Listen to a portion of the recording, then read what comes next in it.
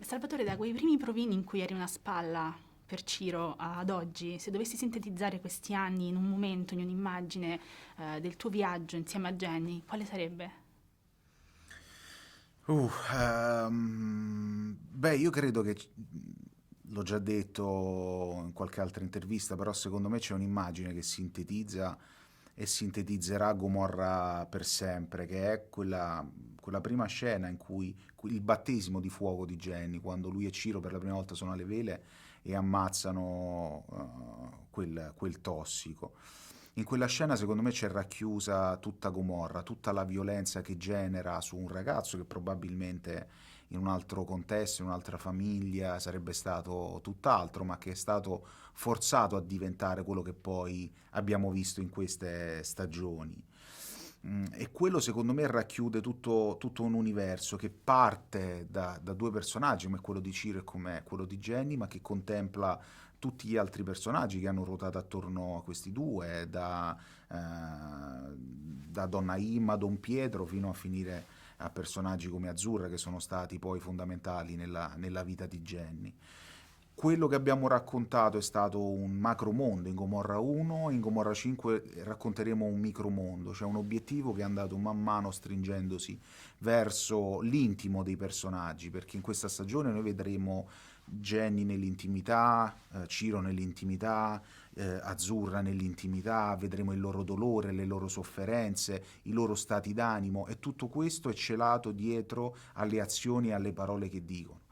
Quello che voglio consigliare a tutti i lettori per questa quinta stagione è di soffermarsi non su quello che i personaggi faranno o diranno, ma su quello che non diranno. Invece Azzurra, le donne hanno sempre avuto un ruolo fondamentale in Gomorra e Azzurra in questa stagione è ferma e risoluta e lo fa per amore del figlio. Tu credi che l'amore sia l'unico elemento che può salvare almeno moralmente questi personaggi? Ma io credo di sì, nel senso che,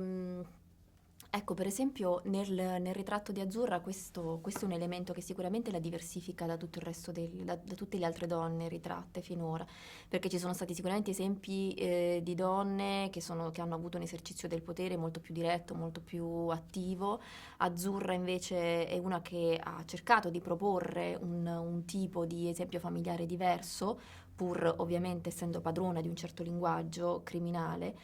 però comunque ha cercato di influenzare in una direzione opposta a quelle che erano le decisioni della famiglia. Arrivati a questo punto in cui quel tipo di sicurezza familiare è stato fortemente messo in crisi, ci sono dei sentimenti cardine che la muovono e che le conferiscono un'identità precisa, perché lei è mamma e quindi in questo senso deve salvaguardare la sicurezza del figlio, è una donna che è stata anche tradita, che quindi prova rabbia verso quest'uomo che l'ha abbandonata in solitudine, mettendo in pericolo anche la loro di sicurezza.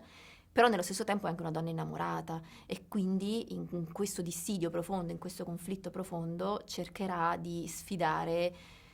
delle situazioni davvero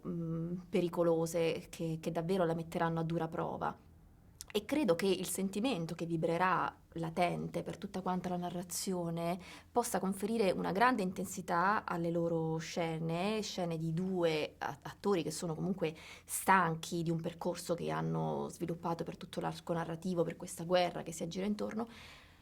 ma che nello stesso tempo però si amano, per cui è qualcosa che secondo me gli può dare un'umanità preziosa, un'umanità che li scardina anche da tutto il resto. Secondo voi qual è l'eredità di Gomorra? Credo che a livello artistico ci sarà sempre un prima e un dopo Gomorra la serie, nel senso che artisticamente un prodotto come Gomorra ha creato uno spaccato e dopo Gomorra ci sono stati ecco, se proprio possiamo dire che abbia creato emulazione, Gomorra sì ha creato emulazione, ma nelle tantissime serie, nei tantissimi film nazionali ed internazionali che hanno preso spunto da Gomorra, nel racconto, nella fotografia, nell'interpretazione, nelle musiche, nella sceneggiatura. Quindi se Gomorra è stata da emulazione, sicuramente lo è stato a livello artistico. e sicuramente anche negli anni successivi, si dirà che c'è stato un prima e un dopo Gomorra, e di questo noi siamo orgogliosi. Grazie mille per il vostro tempo Grazie e a te. complimenti per questi anni meravigliosi, davvero. Grazie. Grazie.